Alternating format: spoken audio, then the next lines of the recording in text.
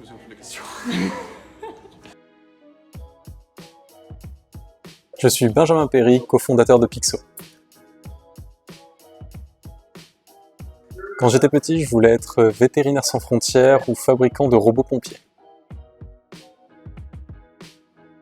Eh bien, chez Pixo, nous accompagnons les restaurateurs, les traiteurs, les livreurs de plateaux repas de leur transition des emballages jetables vers des emballages réutilisables. Nous avons une solution clé en main qui permet à nos clients restaurateurs de vous servir, vous, dans des emballages réutilisables au lieu d'emballages jetables. Nous mettons ensuite un système de collecte en place pour que vous puissiez ramener ces contenants sales que nous récupérons, nettoyons de manière professionnelle et nous remettons en circuit. J'ai toujours voulu entreprendre dans l'environnement.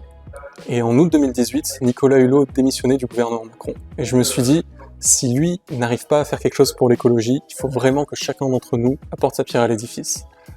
Il se trouve qu'au même moment, je m'arrachais les cheveux sur les piles de déchets qui envahissaient les poubelles de mon entreprise après la pause déjeuner. Et je me suis dit, il faut absolument faire quelque chose là-dessus. Donc dans la foulée, je démissionnais et je fondais Pixo. Pour moi, s'engager, ce n'est pas forcément rejoindre une association ou un mouvement. S'engager, c'est vraiment des actions au quotidien. On a souvent l'impression dans notre monde un peu hyper connecté que si on n'a pas de l'influence sur des millions de personnes ou à l'échelle nationale, finalement nos actions ont très peu de sens. Mais il y a un contre-exemple à ça que je trouve assez fort, c'est le marketing, la pub.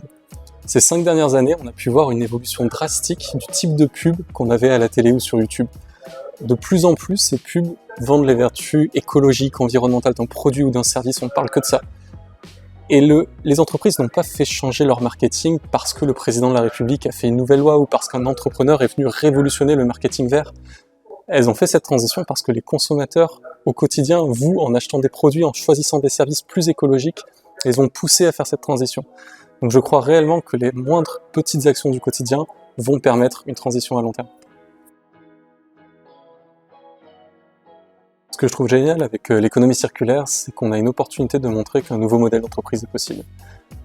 La concurrence, c'est bien, ça stimule l'innovation et ça fait investir des investisseurs. Mais dans l'économie circulaire, les entreprises ont non seulement des objectifs de rentabilité, mais avant tout des objectifs écologiques.